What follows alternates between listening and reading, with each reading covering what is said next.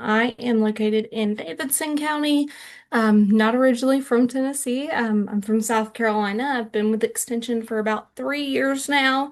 And I primarily focus on livestock forages and do some kind of beginner gardening stuff, and then any type of commercial money making farm here in Davidson counties, and I promise there are those still left. But yeah, I'm really excited to talk about using and building raised bed gardens. Since I figured it was mostly people who are interested in growing food, I decided to use the topic for vegetable gardening. But please feel free to, you know, look for flower gardening or anything.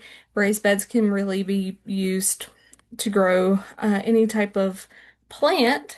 But let's start out with some of the reasons why we would use raised bed gardening. And so, why grow a home garden? Um, and so I think one of the first steps to being successful in home gardening is, identify your reasons. Identify why you want to do a home garden. Is it for that fresh nutrient, nutritious produce? Is it to save money on groceries? If you're going to do that, keeping a good budget of expenses is going to really help you see whether or not you're breaking even.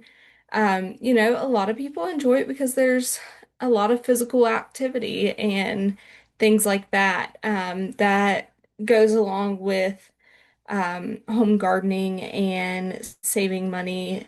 Also, it's just really great for families and education, passing down those generational um, activities such as gardening and growing your own food. And you can really use it to teach kids that, hey, not all your tomatoes come from the grocery store. Like you can grow them. In Tennessee, since we're in that transitional zone, where we get kind of the mix of a decent summer, but also, a little hotter of a summer and a little colder of a winter, but not too bad. We really have a wide variety of foods we can grow throughout the year.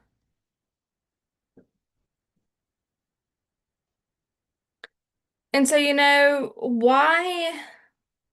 why raised bed gardening? And so really raised bed gardening can be done for many or sorry, this is what is raised bed gardening. So raised bed gardening is exactly what it sounds like. It's just an elevated planting area.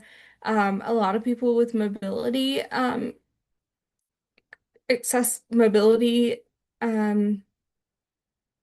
you know, disabilities can really can still enjoy gardening without having to bend really far down and into the ground and get on their hands and knees. You really can bring that gardening space up to a level that's comfortable with you.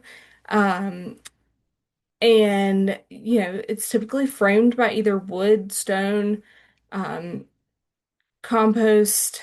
People use, I've seen, watering tanks used, metals, different things used. And also, you have more kind of control of what type of soils you have and what's in your soils when you raise bed garden, but it also helps improve drainage if you have, rocky or really clay soils that aren't really great for drainage. Um, So, like I was saying, some of those benefits of raised bed gardenings is improving drainage. It's actually, you have a little bit of a warmer soil in spring. And so it allows you to kind of get into the ground or get into the beds early versus kind of waiting on that ground to freeze. Because as y'all know, it's, 80 degrees and March, and it may be back down into the, 40s and 30s because March never knows what it's doing in Tennessee. Like I said, you have better quality control of your soils because you are kind of having different things in there, and we'll talk kind of more about like what soil components to add. Um, but like I said, it's also accessibility. It allows your your little kiddos to still be able to garden with you, or those, who may have trouble bending and squatting and things to really be able to reach and still make garden an accessible activity for them. So, just like anything, I really want to, state that there are benefits and some drawbacks of raised bed gardening.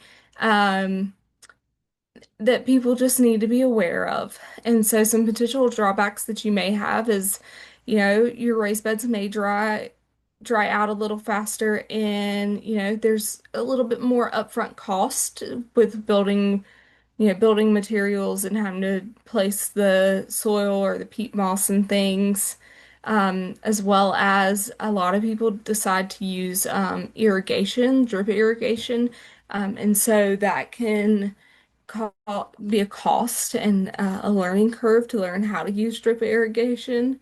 I mean, even for us agents, not all of us know how, and so they have in services on those different type of irrigation systems. Also, it limits space for large crops. A lot of people aren't gonna, plant pumpkins or even, watermelons, plants that get rather large and kind of spread out and trellis things in raised beds. Um, the close planting can reduce airflow, therefore increasing your risk of disease transmission or shading, stunting some of those other plants. And we'll talk about kind of some different ways to design your raised bed garden to minimize those drawbacks. Also, I don't know how many of y'all still mechanically till or till up your soil or do no-till systems, but it's really hard to get a mechanical tiller in raised beds. And also, raised beds, there's construction requirements, but you have to be able to construct that raised bed to be able to withstand the weight of not only the plants, um, but also the amount of soil in those raised beds as well. And you want to make sure that these raised beds are something that's going to last over time. You don't want to have to keep replacing them year after year. And so today our learning objectives are to choose a good raised bed location, understand basic construction, how to select appropriate soils, choose crops for raised beds, and manage water and fertility. So this is kind of what you should be able to learn and know. So first, let's talk about site selection. So choosing where your raised beds are going to be is one of the most successful think first steps you can take. So if you're growing vegetables, they generally require 6 to 8 hours of sunlight per day, and access to a water needs to be carefully thought out. You don't want to have to be toting buckets of water or running, hoses all the way across the half-acre yard to run drip irrigation. So choosing, access to sunlight and access to water is really important. You also want to find the best way, you know, you also want to make it a convenient location, a location that's easy to access and easy, somewhere that you'll be ready to go to and check on your vegetables, at least once a day. You also want to think about nearby trees that can block sunlight, and also those nearby trees, if you decide to use, the soil in the ground, because you can use ground soil, you have that competition for water and even water and nutrients from those trees. And it can even affect the even some trees, especially black walnuts, are toxic to some plants. So even looking and seeing what types of species of trees or other plants are growing near the area you want to plant. Um, And then also kind of the best way that we like to estimate the sunlight is just kind of, if you're home on a Saturday or Sunday, watch, go put a flag or a stake where you want your garden to be and track how the sunlight hits that area. throughout the day and see how much sunlight it is getting. So, like I said, sunlight requirements, most vegetables are going to require 6 to 8 hours of sunlight. And sunlight, is the way they get their food. It's the way they do photosynthesis. So it's definitely one of the most important factors that affects productivity. When we think of those vegetables that would need 6 to 8 hours, tomatoes and peppers, cucurbits such as cucumbers and squashes would need that full sun, where some of our leafier crops, like our broccolis, our lettuces, and collards, they can tolerate, 4 to 6 hours. But like I said, we just want to make sure we're avoiding buildings and trees when we are thinking about where to put our raised beds. So, like I said, a lot of homeowners, especially here in the Middle Tennessee, West Tennessee area, we typically run into um, some problems with our soils, and there's, nothing wrong with that. We just tend to have a lot of rock and a lot of clay. And so many homeowners struggle with poor soil conditions. And so therefore, um, using raised beds is more beneficial to them versus trying to amend soil texture, because it takes a really long time to amend soil. And, we have high clay content that makes our soils not they tend to withhold the water. They don't drain very well, so they have poor drainage. And so construction, construction activities often remove topsoil or compact soil, which reduces plant growth. If you're growing on a new build site, remember they've probably stripped all your topsoil away. Um, and so raised beds can help overcome many of these factors. And another soil, issue that we don't really think of, I mean, especially being in Davidson County, is just that limited space, not having a ton of space to grow much. And so really maximizing, and if any of y'all have took Welcome Home or Master Gardener, we have a thing that's called levering your landscape, where it focuses on how to best manage and practice those landscaping skills in really site design. And so for construction materials, there are several construction materials, and that's kind of what I wanted to feature in this photo below, is that traditionally we think of construction materials for raised beds. We're thinking about lumber, specifically, cedar and redwoods have become popular because they're naturally decay resistant. Um, Even some composite boards can be used. If you did just finish a new site build, you may have some leftover brick that you could use, kind of like those center blocks, or galvanized steel has become really popular too. Um, and then you can also use stone. I've seen some different stone built raised beds as well. However, we want to be careful and avoid older treated lumber with chromiate copper arsenate, so CCA. This was a preservative used prior to 2003, and um, it just leaches into the ground and causes metal contamination. Some people think using old railroad ties or leftover lumber is always a good way. And while yes, it's a good way to, save on cost, it may not necessarily be um, a good thing to use in the long run, because then your soils are having metals leached into them. So just make sure, if you're using things such as railroad ties and older lumber, that if it's prior to 2003 or even 2005, I would say don't just kind of avoid those things.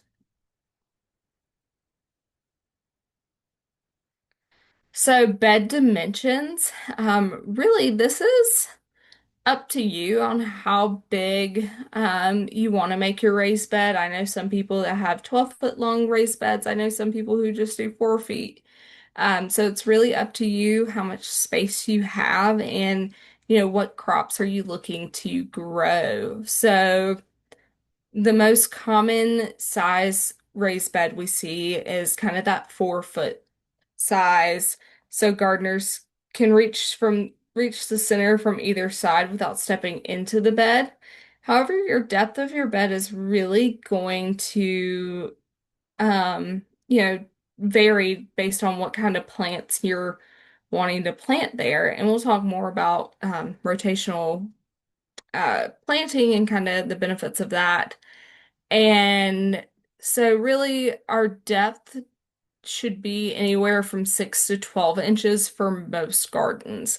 If you're planning to do things such as lettuce, spinach, kales, or any other leafy crops or cole crops, you could probably get away with a bed that is only 4 to 6 inches in depth. However, things like the big popular, crops that we see in vegetable gardens, such as tomatoes and peppers and even okra and corn, often require those deeper beds for more root stability and, being able to get more nutrients.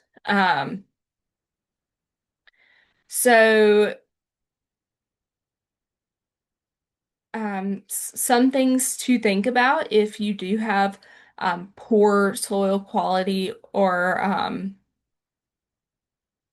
or the garden is on non-native soil such as um, wood or metal, you may want to use um, a, a ground cloth or even cardboard to use as a prevention for weeds and to keep plants from growing underneath the soil and sod. Um, However, they will be less effective if weed pressure is severe. So this is really, once again, that looking at all the factors before you decide to plant. So looking at your site selection, looking and seeing, okay, do I have more grass? Do I have more weeds? Different things like that. And so maybe even talking to your extension agent about what to possibly use to treat the area before you start growing. Does anyone have any questions so far? I was gonna say I can't really. I don't. Okay, awesome. All right, so like I said, one thing we really need to um, you know, keep in mind is, are we going to use our native soil that is kind of already there? That's what we have. Or are we going to use store-bought pre-mixed soils, um, which tend to be more expensive? And if, there's like the Miracle Grow, they specifically have like a raised garden bed. Mix. However, it is quite pricey. I think about $25 per bag. And like I said, even if it is just a 4x4 um, bed, that's still quite a bit of soil if we're needing it 6 to 12 inches deep for those, really popular crops. Um, so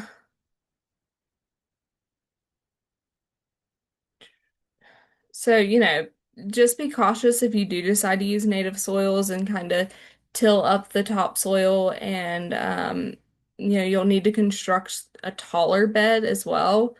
Um, but remember your drainage is probably going to be slightly less, and so you may have to use more um ir be really cautious on your irrigation. So you don't want to cause things such as root rot. As well from where that soil isn't draining like it's supposed to. So what we tend to use and what those those bagged mixes are, and we tend to get a lot of questions when submitting soil tests is, there's a mixed media, or what we also call soil-less mixes. And so these kind of use a substrate such as vers perlite or vermicillate to help with drainage and moisture. And it also helps with aeration and helps, with nutrients. So, like I said, they're typically perlite, which is the little white beads you'll see in those, some form of compost, and then a lot of peat moss as well. So, if your compost is used in a substrate, so if you're using compost, um, while compost is great for providing nutrients, you should still probably test it just to make sure, to account for different variations, but also be cautious when adding it as well because, doing soils, especially, you don't want to add, those unwanted weed seeds in there. Also, if your compost heating is insufficient and you didn't get that compost hot enough, those weeds and unwanted grasses and things can still be viable. But however, we kind of look when making that soilless mixture um, is it's like 1/3. So kind of like how you see in this raised bed, it's going to be 1/3 of compost, 1/3 of peat moss, and 1/3 of perlite. And so that's kind of, yeah, what we would look at. However, there still is a lot of importance to soil testing. So even in raised bed situations, especially if you're going to use the natural soils you have from the ground, you want to know what you're putting your vegetables in. What are you adding to these beds? And so, you know, like I said, typically if you're using more soil components, and this is where you can really talk with your local extension agent about which test you should use, whether it is that mixed media test, which I think is a $30 to $35 test. It is more expensive versus just a regular soil test, which is 15. You still need to determine what your nutrients levels are, if you need lime or fertilizer, because you wanna, if you're gonna put all this, when I look at cost, I don't look at just monetary cost. Your labor is a cost. Your materials, are a monetary cost along with seeds or seedlings, plants, but also your time. You don't want to spend all this time and then not have successful production because, your pH was slightly acidic and therefore you couldn't get anything to grow or you had potassium issues. So I did link the Soil Lab website here on this slide, which just is really easy to remember. It's just soillab.tennessee.edu. And so therefore you can go on that website. They have a ton of resources about soil testing, which soil tests to choose. You can also now pay for soil tests through the online portal as well, which is really nice and convenient. And that way you're only having to worry about mailing in your soil boxes, but also you can find those submission sheets as well. So there's a lot of great resources. I always like, putting this link or mentioning this link, and I have some more resources towards the end as well. When really talking about gardening, whether it's for beginners or, people who've been doing it for a while, the university, think as an extension team does a really great job of getting resources out to everyone. Any questions so far?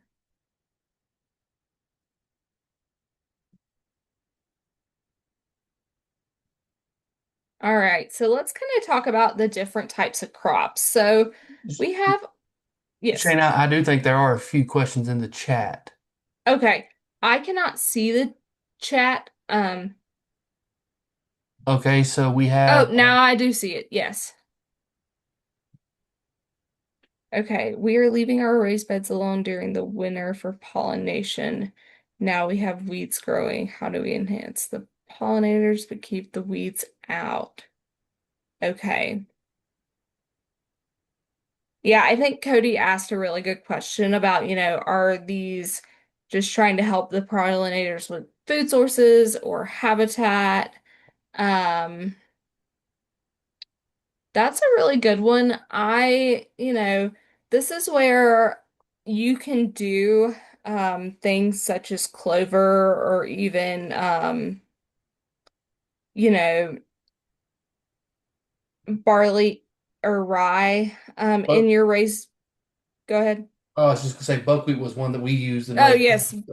There we go, over at what's it buckwheat. called. And typically, when you use a cover crop like buckwheat that grows so quickly, you Hmm. won't have a weed problem because it shades everything else out, and then you just turn it under, and it becomes good organic matter and good nitrogen regeneration. Yeah, so that's just like Cody said, like I would use a cover crop such as, clover, buckwheat, something that's going to have a really fast growing period that gives those pollinators something to use as food or habitat that you can then, and I mean, if you're doing just a small 4x4 bed, you can easily take a 2x4 and just crimp um, taking it and flattening and crimping them at the ends of the stems closest to the ground as possible.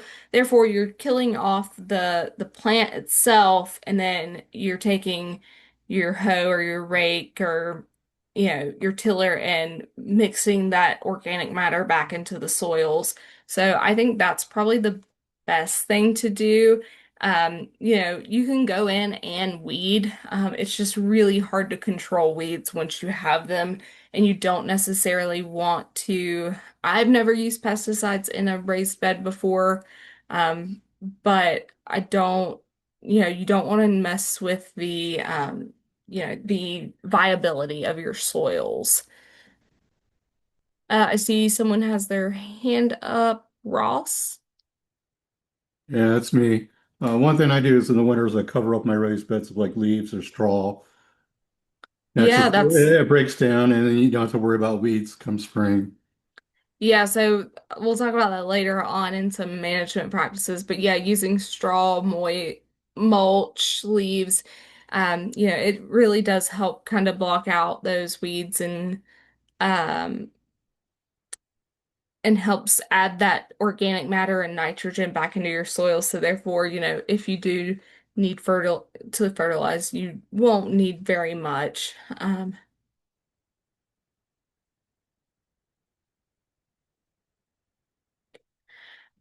So to answer Carol's, suggestion or question, you can try to deweed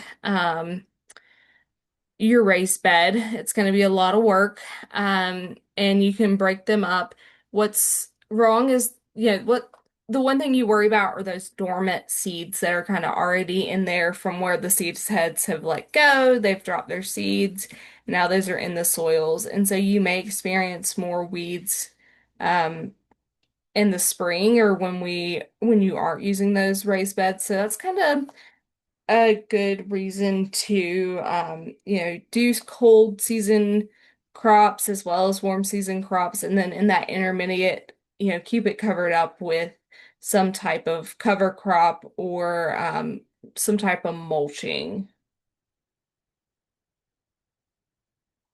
So Linda had a question about not using peat because of the peat moss. Um, I am not completely sure what else you can use. I see Ross said cocoa core.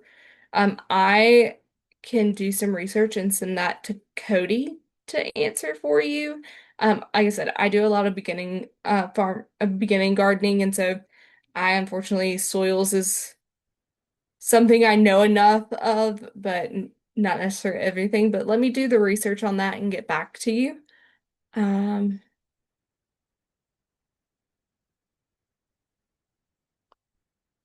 Yeah, so Lee's right.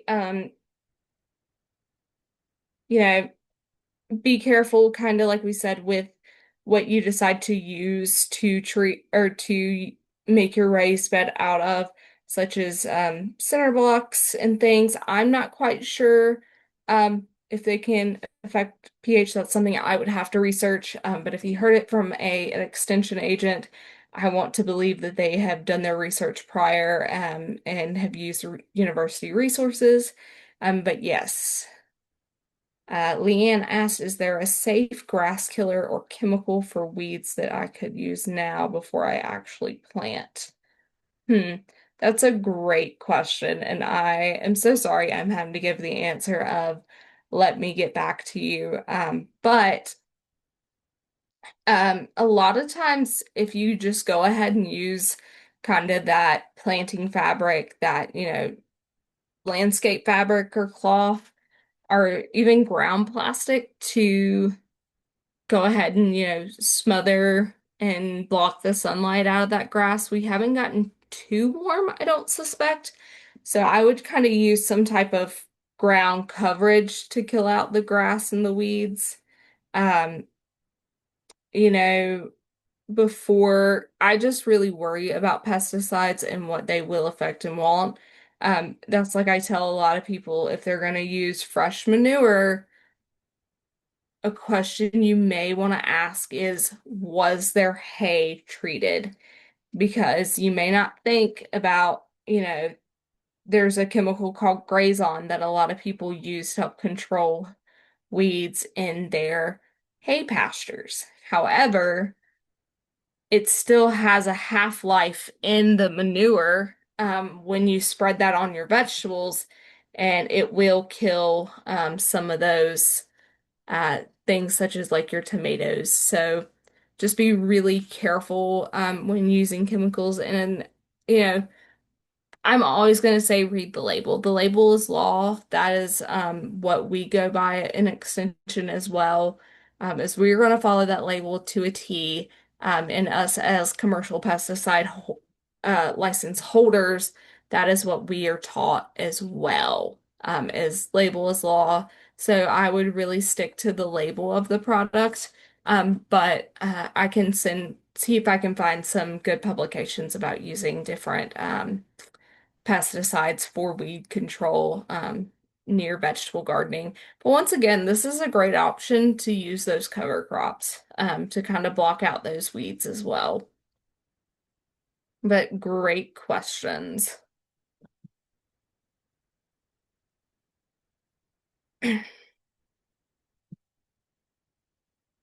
So, like I said, we have some cold crops. So, when you think of cold crops, these are the ones that you're going to grow in kind of that fall to springtime, like early spring. So, that's generally anywhere between 60 to 75 degrees. And they tend to have the shallower roots and are more sensitive to periods of low moisture. However, they are well suited for raised beds because they can be closely planted and sequentially planted in a raised bed. Um, and because they of their potential for higher spring soil temperatures, they have excellent drainage and can often be planted earlier than in-ground gardens as well. So some things we think of are lettuces, spinaches, broccolis, even some peas as well. I know a lot of people will use daikon radishes as a cold crop, but I don't know if they eat the radishes. I know they're used a lot in cover cropping as well. So, this is just a great way to get some really nice, cool season crops. I know growing up, we only really gardened in the summer time. And so it wasn't until I came to Extension that I really learned the benefits of having cold crops and kind of getting, you know, vegetables all year round. One was a great benefit, but also, if you have kids or grandkids, teaching them that like, hey, there are things that can grow during these colder months. Um, as well. So just another great like educational thing. And I know a lot of people who are into landscaping and flowers and stuff will use a lot of like ornamental lettuces in the colder months to still have something in their like planters and containers. And they do look really nice.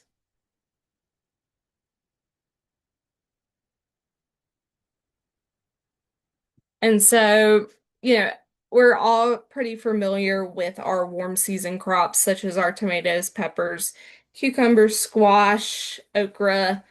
And so our warm season crops, they should really be planted past that once the frost risk has passed. So I would and Tennessee's so finicky because of that transitional zone. So I would say using our, if you haven't already visited your local extension office, I really encourage you to. And you should go by and ask them for our home vegetable and fruit and vegetable calendar.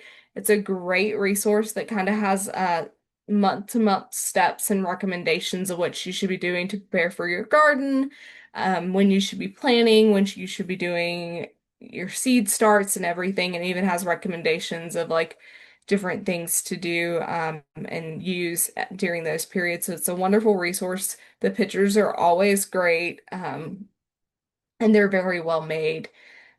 So, like I said, these warm season crops are kind of going to produce more under warm temperatures. However, they do tend to have those deeper root systems to be able to withstand drier, hotter conditions that we typically see in the Tennessee summers. So, if you kind of notice the raised beds, like for the cold crops, even picture wise, they just have, some little almost 2x4s. It's a very shallow raised bed where, we are going to have more to that 12 to 6 inches of soil in those warm season crop beds as well. So you really want, so, we say use raised beds to increase gardening space. And they're really great for those who don't have a lot of acreage. However, we do want to be considerate about how we're planting and how much space we're using. So you don't want you want to be efficient in your space, but also this is when looking at the different cultivars or plants and really looking at ones that are space efficient that have kind of been bred to be that container crop, um, you know, type of plant. So you want to avoid overcrowding and you want to make sure you have adequate airflow. A lot of people just plant everything in there and they make it really tight in their raised beds. Well, plants are plants. They are focused on survival and reproduction, and they will, compete each other for water like nutrients. So even though you may not have limited factors in your area, you may have enough sunlight, you're getting that full sunlight, you're getting, you have your drip irrigation running when it needs to, and you have plenty of air and things. When you plant too closely and overcrowd, you're now limiting the space for air flow and air movement. And this is when you can really start seeing a lot of diseases or like spotty mildew and things like that in your plants. It also creates great breeding habits for insects if you're using overhead watering. They love that moisture, and most insects tend to kind of hide on the underleaf. And so if you're not flipping that leaf over and you're not having great airflow through there, they are just hanging on real tight. So one thing to consider to, increase your space is to vertically grow. And so a lot of people use this with those vining crops, so tomatoes being one of the most popular, tomatoes, cucumbers, any type of pole bean, and peas. And so you would plant those vining crops on the north side of your raised bed so that the trellises can be installed and you're not shading out those other crops that may be shorter, lower to the ground, such as, your eggplants and things like that. So when we do think so when we are looking at eggplants, peppers, tomatoes, we more commonly use individual support them individually by using stakes or cages. Um, you can also attach them to twine or suspend them from overhead supports as well. And tomatoes, especially since they're indeterminate crops and they continue to grow and produce fruit from primary points as well as side shoots. This is kind of where management of those side shoots and suckering those tomatoes are really important. So you really aren't overcasting and kind of starving everything because of your tomatoes. So just, vertical growing is really cool. I've seen people take actual um the rounded arches and have their like cucumbers and things grow over it. And so peak, spring, summertime, they have a beautiful archway of leafy, vining vegetables that just look so pretty. It adds a lot of character to their garden. So, like I said, water management is one of the most important things. And in Tennessee, we tend to not know whether or not we're going to get an excess of water or if we're going to have a drought. So based on the publication that I used to help me with this presentation, vegetables need about 1 to 1.5 inches of water weekly. So getting a rain gauge, excuse me, getting a rain gauge or a just a, something to help measure the water intake in your soils. Like I said, we recommend drip irrigation, which is shown in this photo, to where you're dripping water into the soils. You're not overhead watering, which tends to, fester a lot of disease and cause a lot of insects. They do require less in at least 1 to 1.5 inch of water. During the warmer, hotter weathers, they may need a little more. So looking at July, August. Um, and so, like stated prior, we do tend to see raised beds dry out a lot faster than traditional gardens. Um, and so making sure that using you know, we're watering really well and we're not watering, at the peak of sunlight either. So, talking about some management practices, mulching is one of those great things, whether you're using cover crops, you're using straw, you're using, pine or using wood mulch. It really helps, reduce the weeds. It can be a good way to as well as blocks sunlight to prevent weed growth. It helps increase the soil temperature, so especially in spring by absorbing the solar radiation, it transfers the heat beneath the soil. You can also use black plastic mulch as well um, over your beds and punch out where you want your plants to go. Um,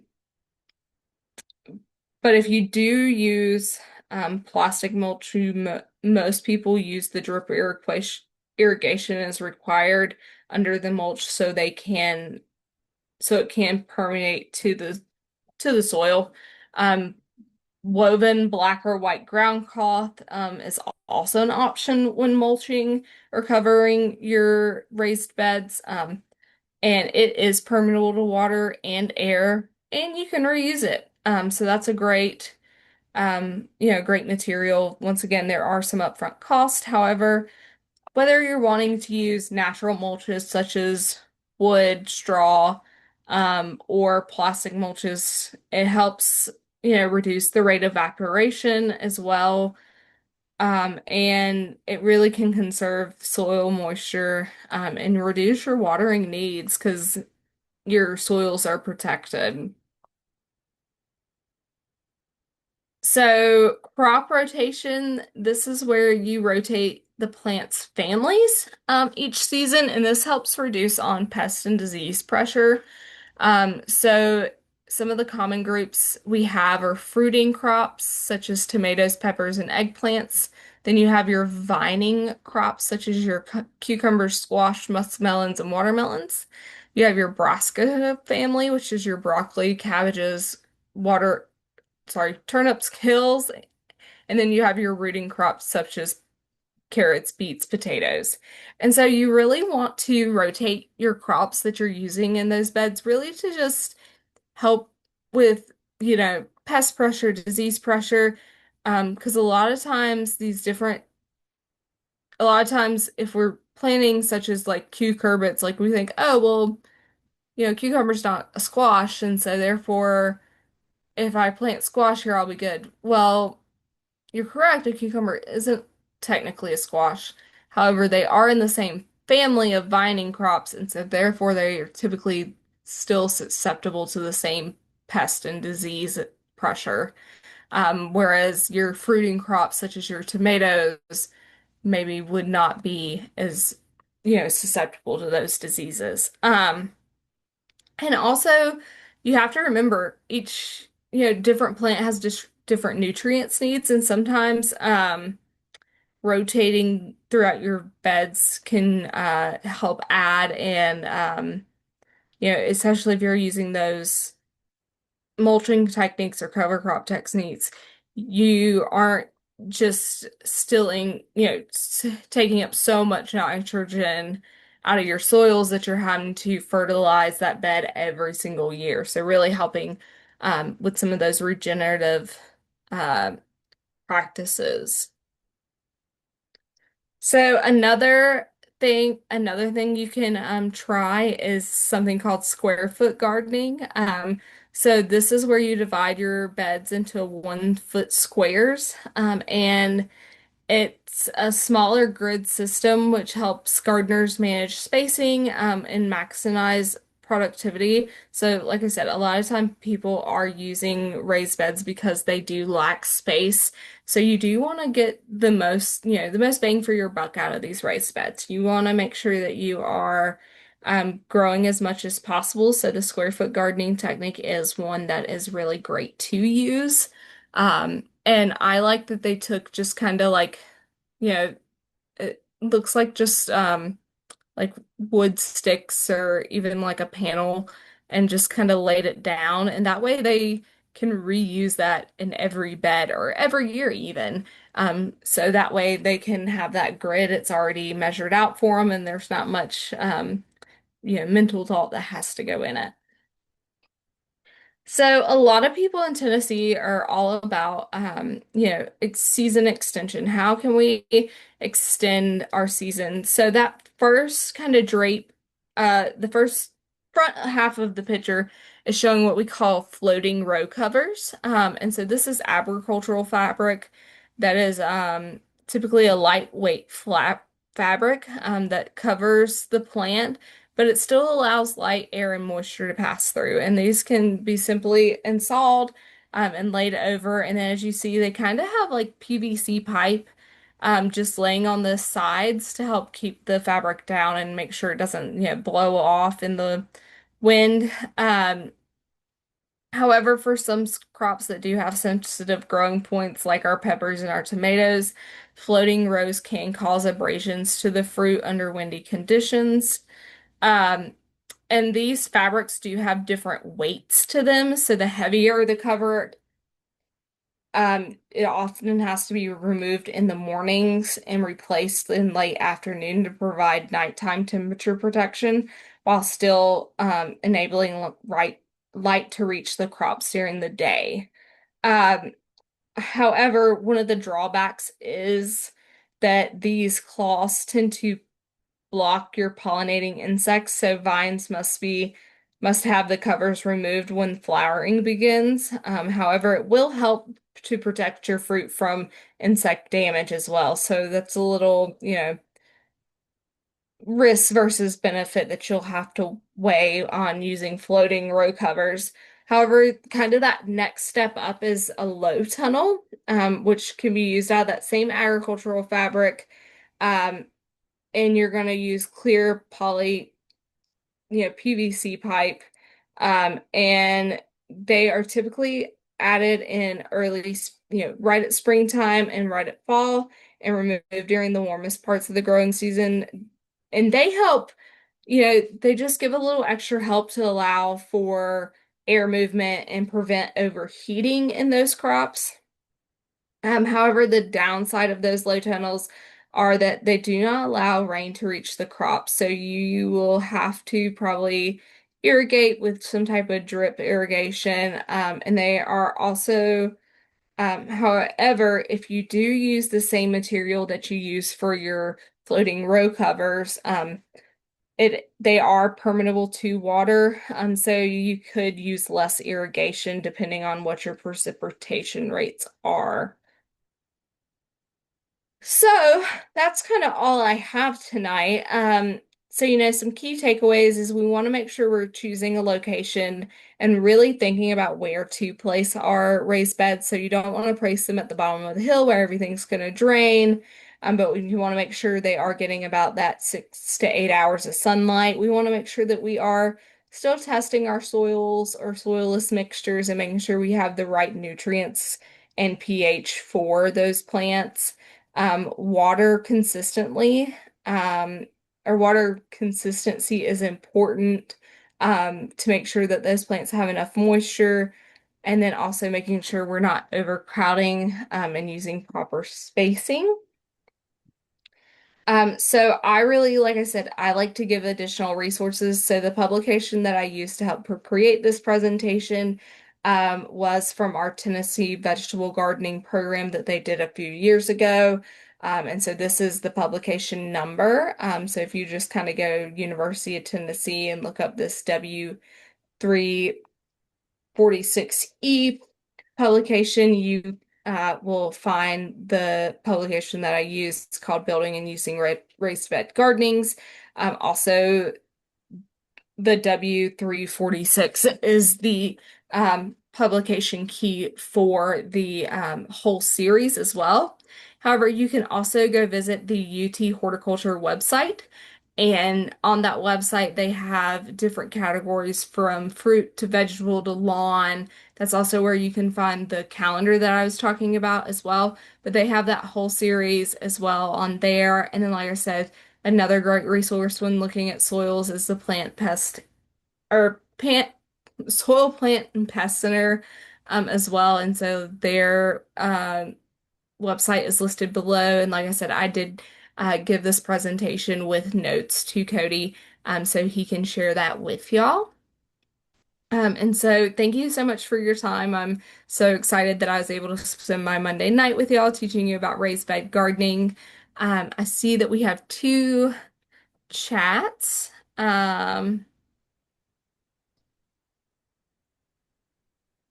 Yeah, oh, thank you, Leah for putting the website in the chat. That's so great. Like I said, I love that website. Even as an agent, I use it a ton. However, thank you so much. Like I said, I'm located in Davidson County, but I am good friends with a lot of your local agents in the Middle Tennessee, kind of close to West Tennessee area. My email is just simply my first name, Shayna at utk.edu. Please feel free to email me if you have any questions or any other things, but also feel free to use your local agent. And if you are in Davidson County, I'd love to get to know you. You may have worked with my counterpart, Amy, before as well. But if anyone has any other questions or comments, I will turn it back over to Cody. Yeah, thank you so much for being here with us tonight, Shanna. We really do appreciate it.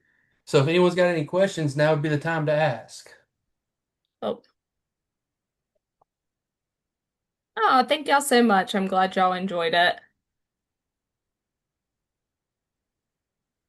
Well, if y'all do have any questions, reach out to me and I can try to answer them for you. And if not, I will ask Shayna and we'll get it figured out for you, no doubt. But thank you all for being here tonight, and I will send this PowerPoint and put this recording up tomorrow and let y'all have the link and everyone know.